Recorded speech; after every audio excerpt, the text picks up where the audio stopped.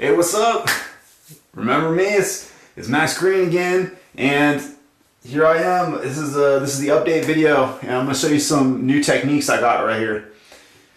Some more advanced stuff, and since the last video, you know, I've continued to make incredible progress. I haven't had any knee problems since, and it's just, you know, it's just a blessing. You know, it's just a blessing. It's continued to help me out. So obviously, you know, put the basketball behind your back. This is how I always start my session. I'm going to show you a little more advanced stuff.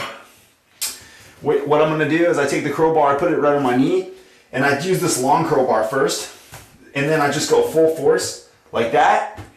And basically, I'm just trying to counter flex back, putting really powerful traction on it to release disc pressure. And then you're going to use that neck to the side trick to channel the pressure out. That's exactly what you're doing. I explained that in another video, but really what you're doing is you're providing traction on there in a way that is more powerful than any other method ever created in existence. It's just so amazing. Then what's happening is that the pressure is, you're channeling the pressure from your leg, and it's going all the way up through your spinal cord to your neck right here. And when you lean your neck to the side, you're releasing it. It's building up right here in your cervical disc. So, but the thing is, you have to do it properly to release it. If you just do it and you don't do the neck to the side trick, you're not fully utilizing the technique properly, okay? So I do that on both sides. And then I'm going to show you a really good technique. I use the short crowbar right here. This is the smaller one, the Wonder Bar. You're going to notice though, I didn't put any duct tape on it, okay? And it may look extreme, like you're going to cut yourself or whatever, but the thing is, it grips really well when you don't have any duct tape on it. It is a little sharp. I mean, you might want to put just a little bit of tape on there, but I wouldn't put any, to be honest with you, because it grips so well and it digs in so much deeper. So you're going to take it, and then here's a technique I didn't show you in the first video. You're going to put it right on the top of your kneecap, okay? Like right in the center. So that way you're actually releasing disc pressure. You can actually see, like, you hold the base of it like this, and then you're going to push it right on the center.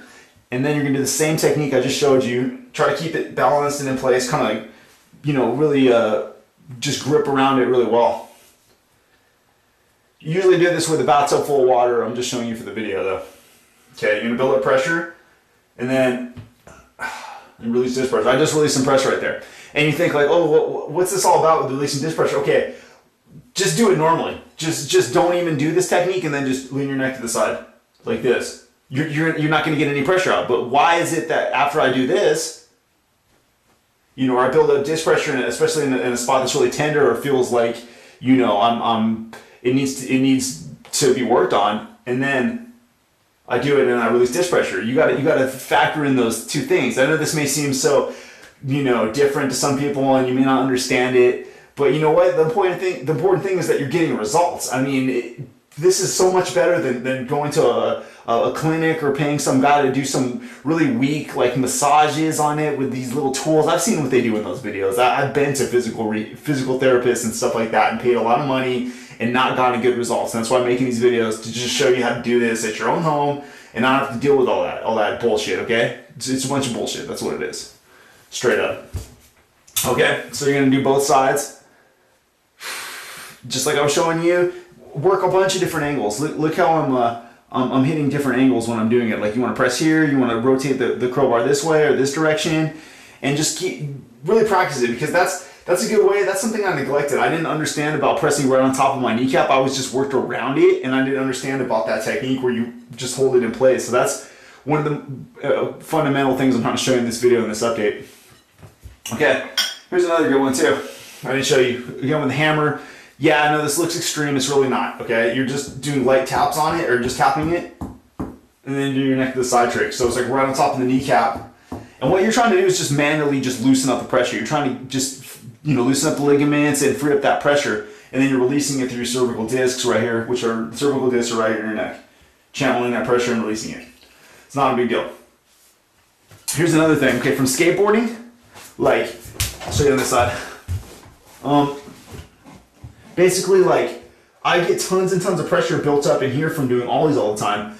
So I had to figure out a way to get that pressure out. And I was using the crowbar trick, and it really wasn't getting as much pressure as I would have liked out.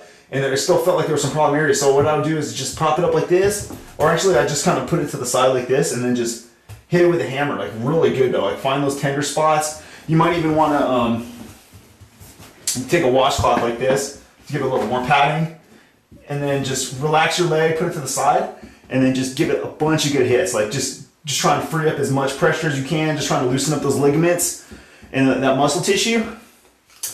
And then after you're done, you're gonna take the crowbar like this, and remember the technique I showed you in the first video? And then you go right to those spots and do the motion where you tap on the top of it, release the pressure. And what that's doing is it's like you're hitting it with the hammer, you're loosening up the ligaments and everything like that. And then you're taking the crowbar and digging in there, and then you're getting like the excess pressure out. So it's like a two-part system that allows you to get more pressure out than you can just by using the crowbar alone. Because if you use the crowbar alone, you'll still get pressure out, but hitting it with the hammer before you do it is going to get more pressure out when you go to the crowbar. So it's like you just keep trading off back and forth until you get all the pressure out. And you can even do other parts of your foot. Like you can do the inner part of your foot too. You know, release pressure from that. You can do it behind your heel right here. You might want to put some padding there, but yeah, you can do the inner parts of your foot and your ankle right here, which I didn't show you in the first video. So yeah, there's some updates for you. Hope that helps you out. All right. Thank you. God bless. Peace.